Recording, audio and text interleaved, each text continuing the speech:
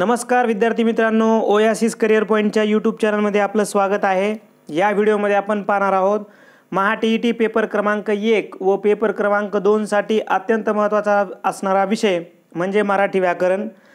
मराठी व्याकरण video series भाग 8 या व्हिडिओमध्ये आपण समास या टॉपिकबद्दल म्हणजे एक समास या टॉपिकबद्दल शेवटचा व्हिडिओ ज्यामध्ये आपण समासाबद्दल विशेष माहिती पाहणार आहोत।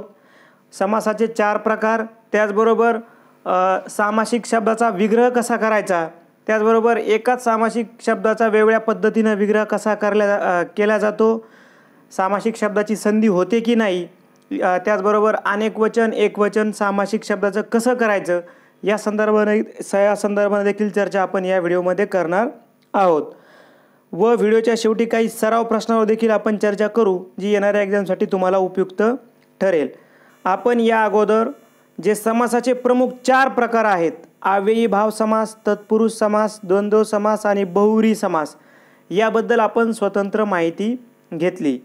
त्यामुळेच आपल्याला जो शेवटचा व्हिडिओ आहे तो समग्र समासाबद्दल काही विशेष माहिती आहे ती आपण या व्हिडिओच्या माध्यमातून माहिती करून घेऊयात। सुरुवातीला बघूया आपण की सामासिक शब्दाच्या विग्रहावरून समासाचं नाव कसं निश्चित करायचं। म्हणजे जसा सामासिक शब्दाचा आपण विग्रह करू त्याला त्या समासाचं नाव मिळेल। जसे काही शब्द आहेत बघा, इथं उदाहरणादाखल दिले निरोगी शब्द। 2 पद्धतीने निरोगी शब्दाचा विग्रह करता येतो। जसं पहिली पद बघा, निरोगी म्हणजे नाही रोग आणि समासाचा प्रकार होईल नय तत्पुरुष।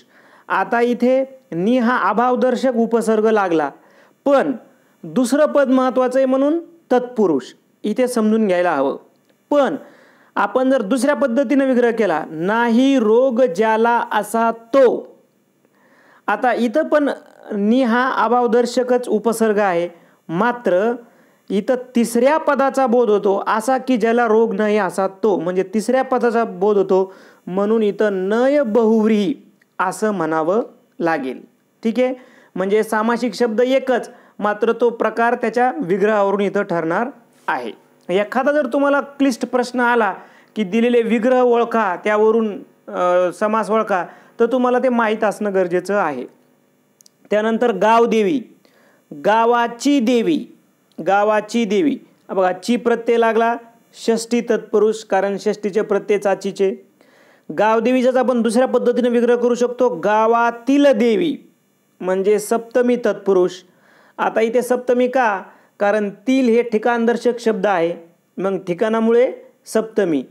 जसं तुम्हाला माहीत आहे की कोठे, कधी, कशी या प्रकारची उत्तरं सप्तमीमध्ये मिळतात, म्हणून हे ठिकाणदर्शक तील प्रत्यय असल्यामुळे आपण त्याला सप्तमी तत्पुरुष असं म्हटलो।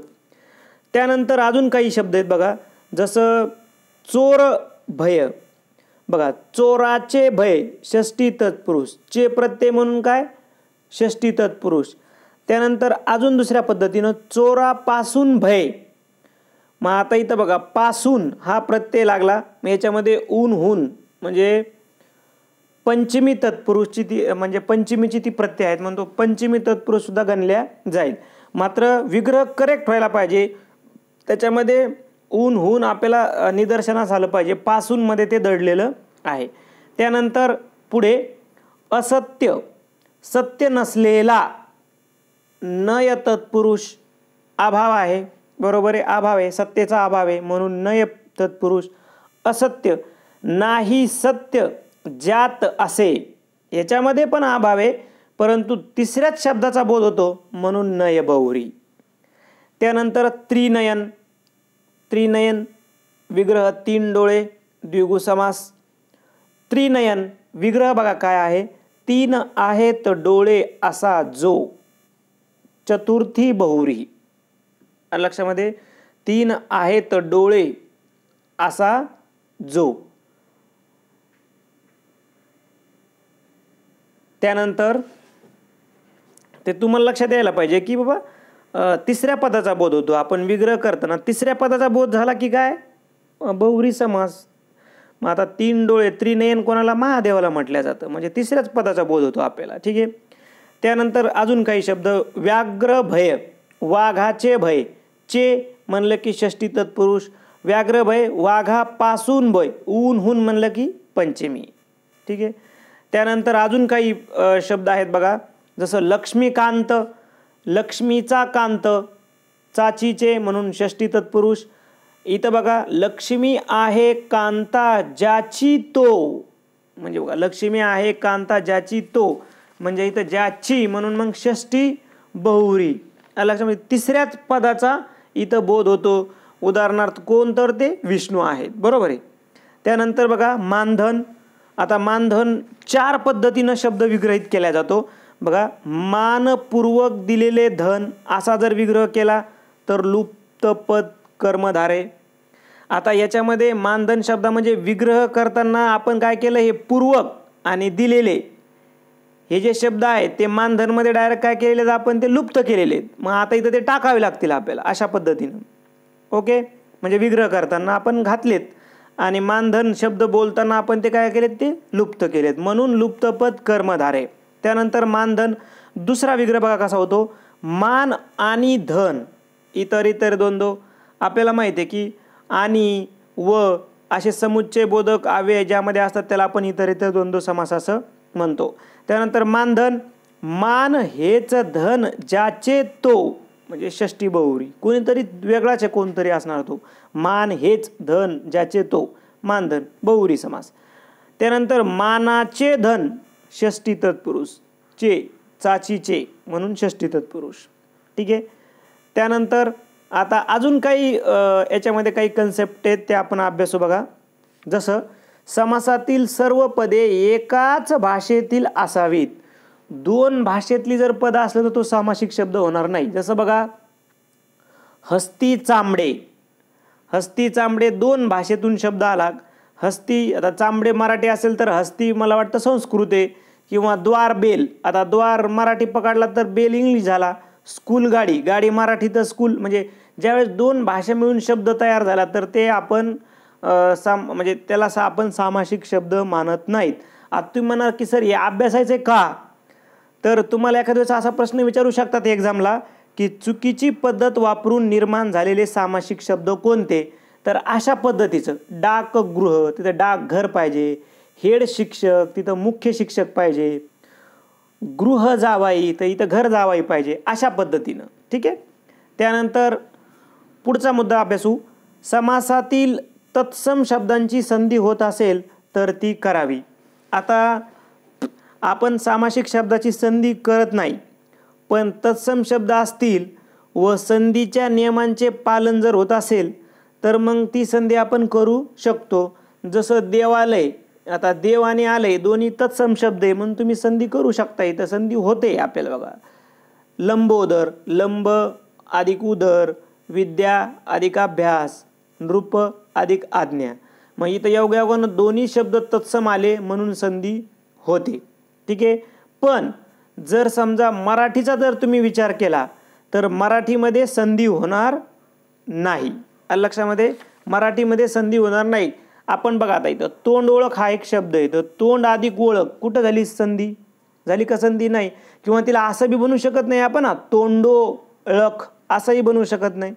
मग आता याची आपण चर्चा का करतोय, समजा तुम्हाला जर असे प्रश्न विचारू शकतात किंवा खालील सामाजिक शब्दांची संधी होते का, आणि मग तुम्हाला जे वरचे होते शब्द म्हणजे तत्सम शब्द ते तुम्हाला देतील 3 पर्यायामध्ये आणि 1 हा मराठीचा देतील. तर मग तो तुम्हाला ओळखता आला पाहिजे किंवा मराठी सामासिक शब्दांची संधी होत नाही हे तुम्हाला कळावं. किंवा सामासिक शब्दांची संधी नसलेला पर्याय ओळखा, अशा पद्धतीने देखील तुम्हाला पर्याय विचारू शकतात. तर हे 2-4 प्रश्न म्हणजे उदाहरणासाठी तुम्ही लक्षात असू द्या की यांची संधी होत नाही.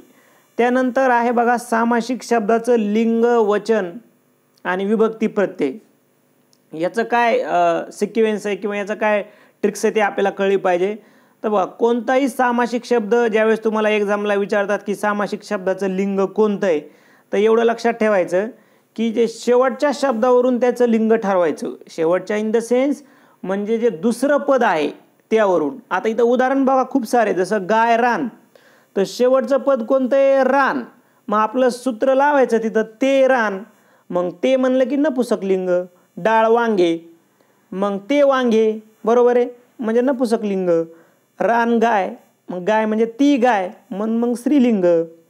बरोबर आहे, म्हणजे त्या पूर्ण शब्दाचं मग लिंग आपण काय करू, ओळखू शकतो. जसं पुरणपोळी, आता शेवटीचा शब्द कोणता आहे, पोळी, मग ती पोळी, मग स्त्रीलिंगी झाला हा शब्द.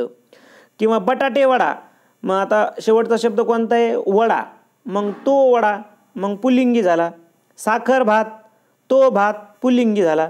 मावस बहिणी, आता मावस बहिणी असा शब्द आलाय, मग याचं अनेक वचन, म्हणजे अनेक वचन करताना सुद्धा काय करायचं आहे, शेवटचा जो शब्द आहे त्याचं किती म्हणजे अनेक वचन आहे का, हो, बहिणी अनेक वचन ते, म्हणून काय हा मावस बहीण सुद्धा हा शब्द काय झाला, अनेक वचनी शब्द झाला. ते मात्र थोडंसं लक्षात ठेवायचं आहे. आता आपण यावर आधारित काही सराव प्रश्नांचा अभ्यास करूया, जेणेकरून आपल्याला येणाऱ्या एक्झामसाठी त्याचा फायदा होईल. प्रश्न आहे बघा, प्रथम पदप्रधान समास म्हणून कोणत्या समासाला ओळखलं जातं? प्रथम पद समास म्हणून कोणत्या समासाला ओळखलं जातं? तर आपल्या प्रश्नाचं उत्तर आहे अव्ययी भाव समास. प्रथम पद यामुळं म्हटलं जातं कारण यामध्ये पहिलं पद महत्त्वाचं असतं. त्यानंतर मानधन या शब्दाचा चुकीचा विग्रह ओळखा. मान किंवा धन, मान आणि धन, मान हेच धन ज्याचे तो, मानाचे धन. आता चुकीचा आहे ऑप्शन 1, मान किंवा धन असं होऊ शकत नाही, विकल्पमध्ये तो राहू शकत नाही. कारण बघा, मान आणि धन होऊ शकतं, इतर द्वंद्व होऊ शकतं, ठीक आहे. मनाचे धन होऊ शकतं, षष्टी तत्पुरुषचा विग्रह अशा पद्धतीनं करता येईल आपल्याला. आणि मान हेच धन ज्याचे तो, म्हणजे इथे बहुव्री, किंवा अजून डिटेलमध्ये पाहिलं तर षष्टी बहुव्री, म्हणजे 2, 3 आणि 4 योग्य पद्धतीनं मानधन या शब्दाचा विग्रह करता आला. मात्र 1चं योग्य नाही, असं किंवा मध्ये नाही ना, मानधन हा शब्द किंवा मध्ये त्याचा विभक्त करता त्याला येत नाही, म्हणून हा चुकीचा आहे ऑप्शन 1. त्यानंतर पुढे जाऊ, डाळवांगे या सामासिक शब्दाचे लिंग ओळखा. आता आपण सांगितल्याप्रमाणे सामासिक शब्द जर आला तर काय करायचं, वांगे, शेवटीचा शब्द कोणता आहे, वांगे, मग काय, ते वांगे, म्हणून नपुसक लिंगी. इतकं सोपं आहे, आलं लक्षामध्ये. मग तुम्ही म्हणणार आम्हाला कसं कळेल सामासिक शब्द आलेला? ज्यावेळेस 2 शब्द जोडून आलेत ना, आणि तुम्हाला आता कन्फ्यूज व्हायला किंवा स्त्रीलिंगी आहे किंवा पुल्लिंगी आहे किंवा नपुसक लिंगी आहे, त्यावेळेस तुम्ही ओळखायचं किंवा याचा शेवटचा शब्द पकडायचा. अशा पद्धतीनं तुम्ही एखादी ट्रिक्स वापरू शकता. एखादी वेळेस आला तर एक्झामला असा प्रश्न विचारतात, अन्यथा तुम्हाला इन जनरली सोपे प्रश्न असतात. साखर भात शब्द कोणत्या समासाचे उदाहरण आहे? तर साखर भात, साखर घालून केलेला भात, म्हणजे मग इथं होईल मध्यम पदलोपी, म्हणजे तत्पुरुष समासाचा जो उपप्रकार आहे. त्यानंतर पंचवटी हा शब्द कोणत्या समासाचे उदाहरण आहे? अत्यंत सोपा प्रश्न, 5 वडांचा समूह म्हणजे द्विगु. त्यानंतर तत्पुरुष समासाचे उदाहरण ओळखा. कंबरपट्टा, घरोघर, पापपुण्य, प्रतिदिन. तर कंबरपट्टा हे तत्पुरुष समासाचे उदाहरण, कारण कमरेसाठी पट्टा, आलं लक्षामध्ये. कारण घरोघर म्हणजे प्रत्येक घरी, त्याचा विग्रह होईल प्रत्येक घरी, तो अव्ययी भाव. पापपुण्य, तर पाप किंवा पुण्य विरुद्धार्थी आहे ना, म्हणून ऑब्लिकमध्ये जावं लागेल आपल्याला. पाप किंवा पुण्य म्हणजे वैकल्पिक द्वंद्व. आणि प्रतिदिन, तर प्रत्येक दिवशी, म्हणजे अव्ययी भाव समासाचं हे उदाहरण असेल. त्यानंतर पुढील प्रश्न, मध्यम पदलोपी समासाचे उदाहरण ओळखा. तर मध्यम पदलोपी समासाचं उदाहरण आहे मावस भाऊ, मावशीचा मुलगा या नात्याने भाऊ, लक्षामध्ये. मग आता राहिलेले बघू आपण. हिरवागार, खूपच हिरवा, कर्मधारे, अंथरूण पांघरून, मग त्याचा विग्रह काय करावा आपल्याला, अंथरूण पांघरून व इतर झोपेच्या वस्तू म्हणजे समाहार द्वंद्व. प्राप्त धन, प्राप्त हेच धन ज्यास तो, प्राप्त आहे धन ज्यास तो, म्हणजे बहुव्री समासाचं उदाहरण होईल. त्यानंतर अयोग्य हा शब्द कोणत्या समासाचे उदाहरण आहे?